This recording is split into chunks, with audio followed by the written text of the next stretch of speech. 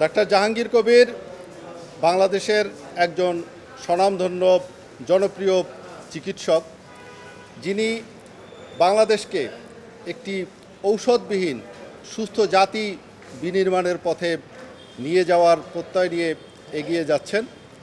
তো তার এই জনপ্রিয়তাকে পুঁজি করে একটি স্বার্থান্বেষী মহল সামাজিক যোগাযোগ মাধ্যমে অজস্র ভুয়া পেজ খুলে তার নামে বিভিন্ন মানহীন নিম্নমানের ঔষধ বিক্রি করছেন এবং মিস্টার জাহাঙ্গীর কবিরকে একজন অন্য টাইপের ডাক্তার হিসেবে চিহ্নিত করছেন, যেগুলোর সাথে তিনি সম্পৃক্ত নন।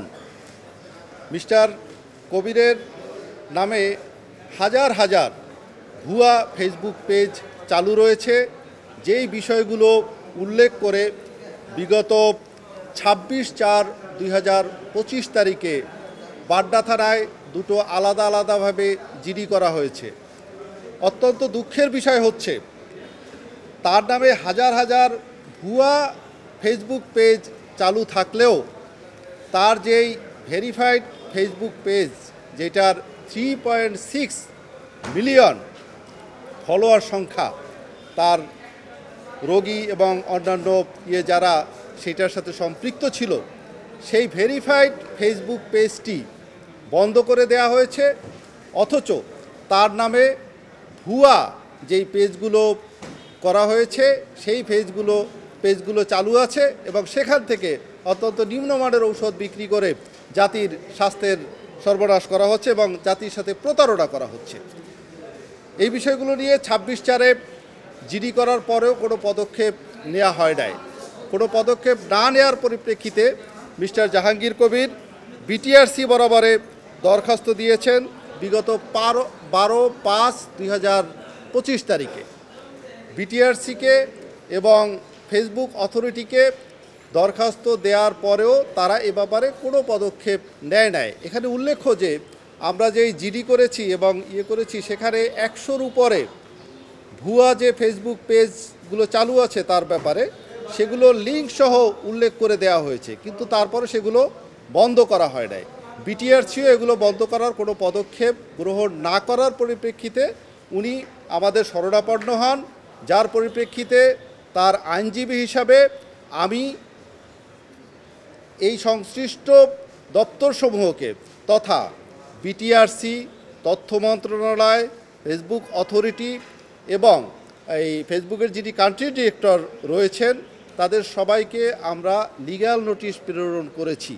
লিগ্যাল নোটিশ প্রেরণ করার পরেও অদ্যাবধি ওই ভুয়া পেজগুলোর ব্যাপারে কোনো ব্যবস্থা নেওয়া হয় নাই, কিংবা ওনার যে ভেরিফাইড ফেসবুক পেজটি আছে সেটি চালু করার কোনো উদ্যোগ গ্রহণ করা হয় নাই।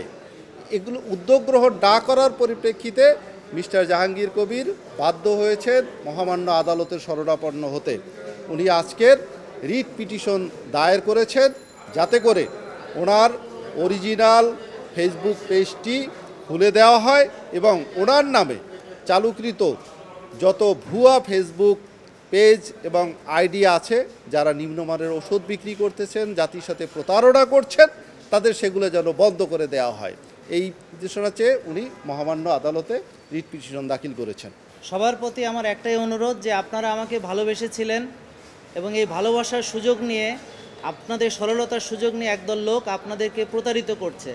আপনারা সবাই সচেতন হবেন এবং আপনারা আমাকে ভালোবেসেছিলেন কারণ আমি ওষুধমুক্ত সুস্থতার কথা বলে এসেছি এবং লক্ষ লক্ষ মানুষ সারা পৃথিবীতে যারা আমাকে ফলো করেছেন তারা আজকে ওষুধমুক্ত হতে পেরেছেন বিধায় আপনারা আমাকে ভালোবেসেছেন। সেই আমাকে আজকে দেখানো হচ্ছে আমি বিভিন্ন রকম ওষুধ বিক্রি করি।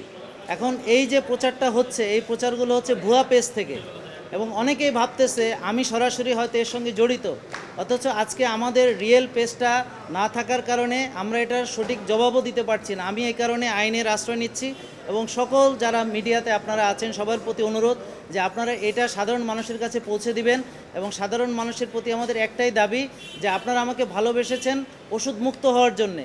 কোনো রকম শর্টকাটের ভিতরে আপনারা যাবেন না। কোনো ওষুধ যদি পৃথিবীতে থাকতো যেটা দিয়ে ওজন কমানো যায়, যেটা দিয়ে ডায়াবেটিস ভালো হয়ে যাওয়া যায়, তাহলে পৃথিবীতে আজকে বেশি ওজনের কোনো লোকই থাকতো না আর ডায়াবেটিস রোগটাই বিলীন হয়ে যেত। আসলে দেয়ার ইজ নো শর্টকাট। আমরা সঠিক লাইফস্টাইল যদি ফলো করি, সঠিক খাদ্যাভ্যাস, রোজা, ব্যায়াম, ঘুম, মানসিক প্রশান্তির চর্চা, তাহলে আমরা সুস্থ থাকবো, ওষুধমুক্ত থাকবো। তা আপনারা এই প্রতারণা থেকে সাবধান থাকবেন। আর অলরেডি একজনকে গ্রেফতার করা হয়েছে, এই যে ভুয়া মাকা, তার কাছ থেকে উদ্ধার করা হয়েছে।